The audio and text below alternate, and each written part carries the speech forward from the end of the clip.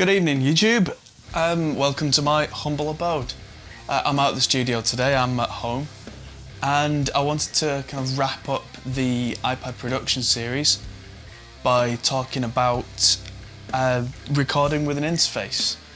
Because we've been talking about GarageBand, Audient, mixing. It's time now really to talk about actually recording physical instruments on the go with something like GarageBand.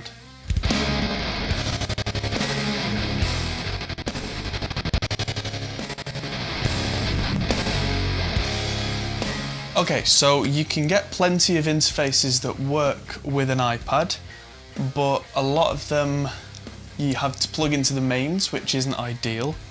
If you're going to plug into the mains, you may as well, in my opinion, have just used the laptop, in most cases at least. There are exceptions, but we'll talk about them another day.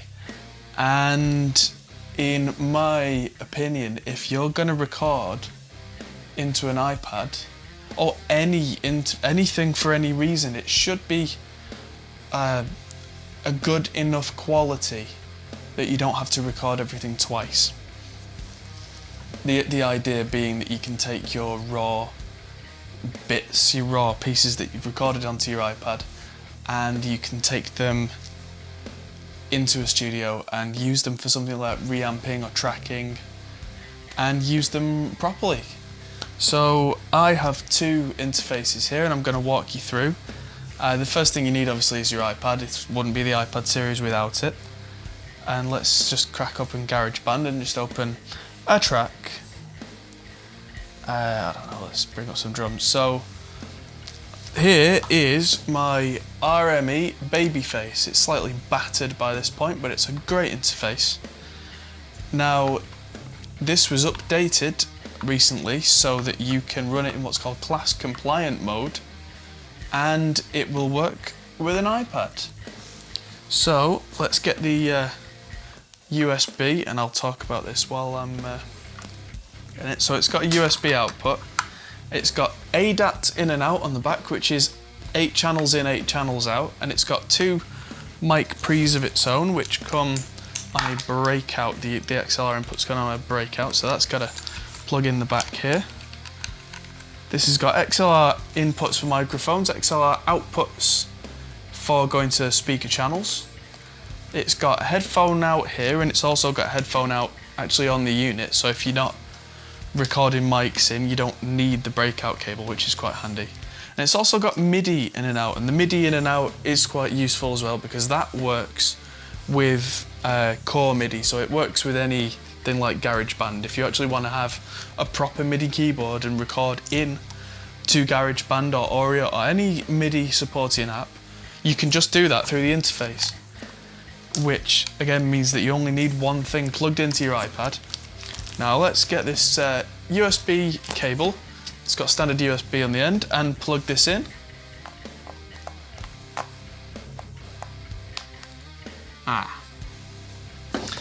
The keen-eyed amongst you will have seen this little white thing. This is Apple's own genuine Lightning to USB adapter. You'll see them on eBay called the camera adapter, because originally these were to plug a camera into an iPad so you could transfer the photos off, but they found that with class compliant audio interfaces, people were using them to stick audio and MIDI in and out of the iPad, and that worked pretty well. So you stick this on the end of your USB and you jam that in, and that is that. Accessory unavailable. The attached accessory uses too much power. Now this is a problem with most of the interfaces that I've come across for iPad. It says supports iPad. Yeah, sure, but the iPad can only output a tiny amount of power. It doesn't really do that. It can output about 20 milliamps, and this thing needs 500 milliamps. This thing needs the full draw of a full USB power supply.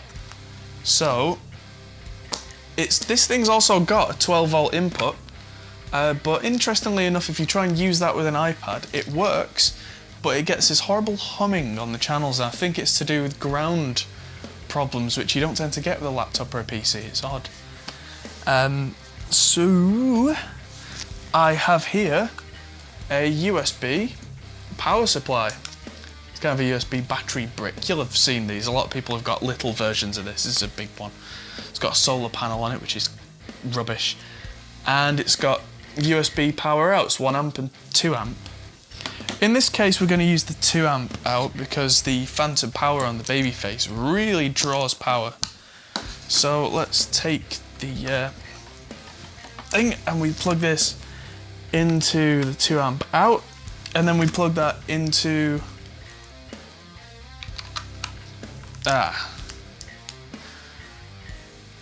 now there's no USB to go to the iPad. Right. What you have to do, and this is the really awkward part, is you need to get another cable that's got 2 USBs on one end and a female on the other. And this is something I've done a couple of times. So you put one end in the power, one end in the USB for the iPad, then the female. This is starting to get quite, yeah, this is a lot of cabling going on. But if I pull this out of the iPad, turn on the battery brick, and oh, yep, so that's on, and then plug that back in, we should get something fairly soon. Helps when you plug it in to your Babyface, you idiot. Oh, uses too much power. That's turned itself off again, that's right. Okay, oh, we have lights. We have lights on the Babyface. Oh, the connected device is not supported. That's okay, I know about this one. To engage the special kind of mode on this thing, what you've got to do is hold down the top 2 buttons and then plug it in here. And that should finally, yeah, that works. That took far too much screwing around, but we can see on the output here now that we've got level. Now that should come out of headphones, but it doesn't. So you've got to quit out of GarageBand and you've got to install RME's Total Mix. Because the headphones are output 3 and 4, you've got to go into Total Mix and tell it, hey, that 3 and 4 output, I also want to send the main outputs to this because GarageBand isn't clever enough to do that. Oh, and I'm also going to turn off the phantom power on the inputs because that's going to absolutely kill the battery and I'm not using it anyway. This is a massive pain. Oh, and now I can't use the output for the headphones on the iPad. I have to use the output on the RME, which kind of makes sense because it's a dedicated interface, right? But what I've got to do now, let's have a look. So that should all work perfectly fine. So if I hit play, yeah, so that's now coming out the headphone output there. So at this point, I've got inputs 1 and 2. If I dive back in to the settings, I can change unstereo and then input 2, change it to instrument mode. This is an absolute pain in the backside. The only reason at this point that I would be using something like a Babyface is that the quality of the mic preamps is absolutely incredible. The headphone outputs can kick out plenty of level. The guitar input is absolutely solid. The ADAT is a big thing, that if I had a bank of 8 preamps, I could record 10 channels at once to GarageBand or Audient or something using this interface. And that's a pretty big deal for me. But even so, this is all ridiculous. See, I've got this attached to this, attached to this, attached to this, attached to the software to get to GarageBand. I've had enough. So I'm probably not going to use that with my iPad again. I can, but it's not worth it. So I got this instead. Now this little thing is an Apogee Jam. This thing is incredible. I mean, look at the size of it. It's tiny, teeny. Now, there's an output, a guitar input, and a gain slider, and that's it. That's it. No buttons, no menus, no nothing. So this came with its own connection to the old 30-pin thing. It also came with a USB. The newer Jam 96K comes with a lightning cable. You're not supposed to do this. It's not officially supported by Apogee, but it works absolutely fine to plug this into the lightning adapter, then plug that straight in there, and that has just come up with a little green light, and that works absolutely fine and doesn't stop the headphone output on here working. And now I've got one pristine quality guitar input, and that's it. No menus, no sophisticated routing, which, if that's what you're after, this is far better than getting an interface. If all you want is an incredibly high quality guitar input, no menus, no setup, no faffing around, that's it. So all I have to do now is plug in my guitar, get a new channel going. So if I go, how the hell, amp? Audio device connected, turn on monitoring. So I'll say that's a bass. Now there's no headphones plugged in right now, so let's see. Yeah, so that's coming out, so let's get the volume absolutely cranked.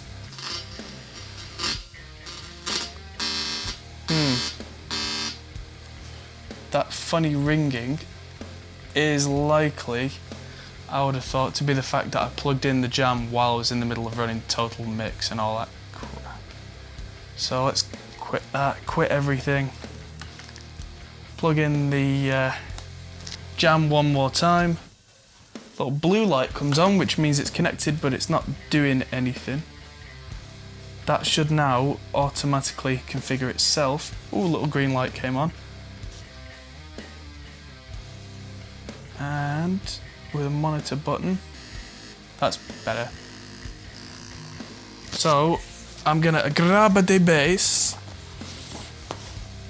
and that should just work. Now, the other thing is all the native Apple stuff. Yep, that just worked.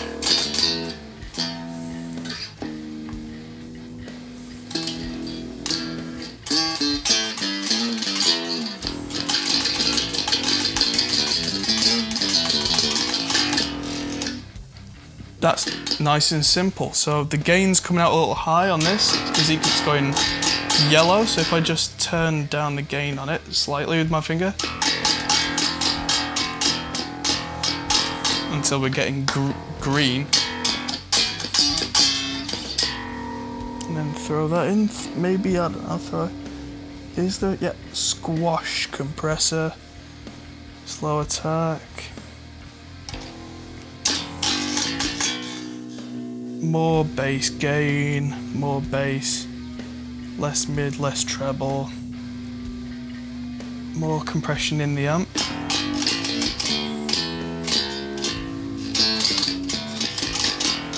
Now if I get the drums through.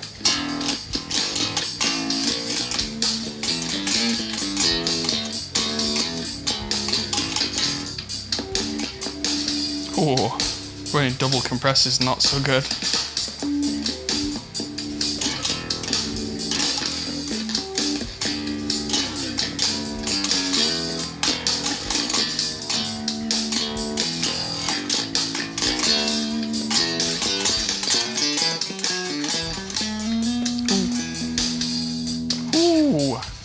Don't think I'm in tune here. Tuner button. And this thing's got an inbuilt tuner inside GarageBand, which I've not actually used before, but seems fairly intuitive. So just personally I like to tune with harmonics, by the way. I find it to be a much more stable way of tuning. because I can do that, and instead of going brrr and being sharp and pulling back, I can very quickly get into the right kind of zone.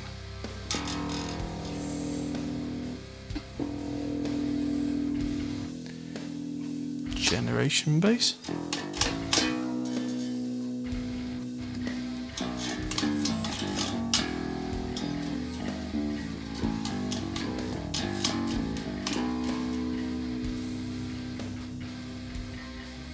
Ooh, something that looks a lot like an Avalon.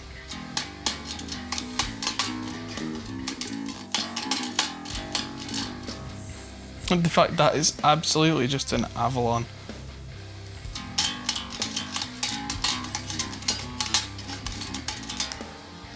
Level's coming out a little low there.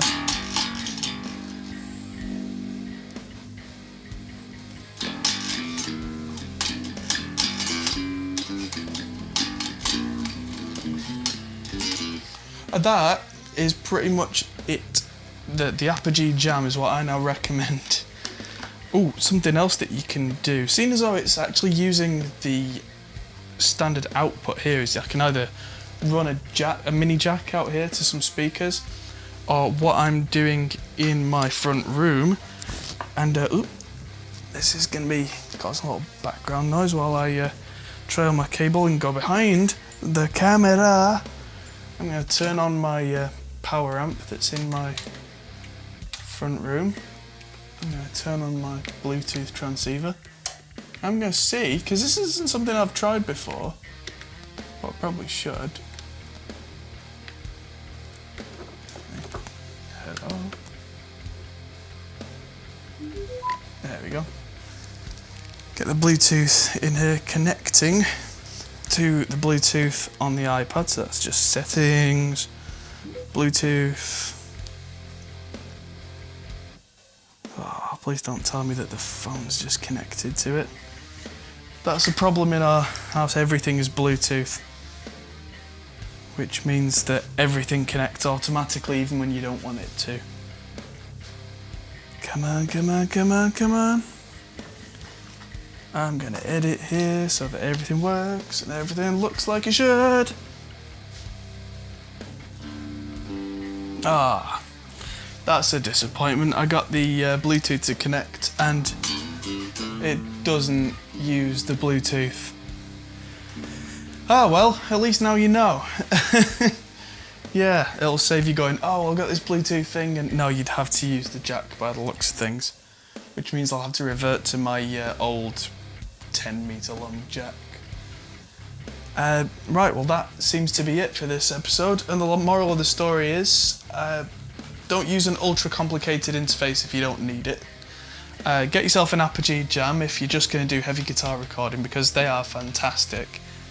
The sound quality on this honestly is as good as any interface below £1,000 that I've used. And actually this thing's less than £100 and can be powered off the iPad, unlike the big brick things, which means that you can just slip this in your bag.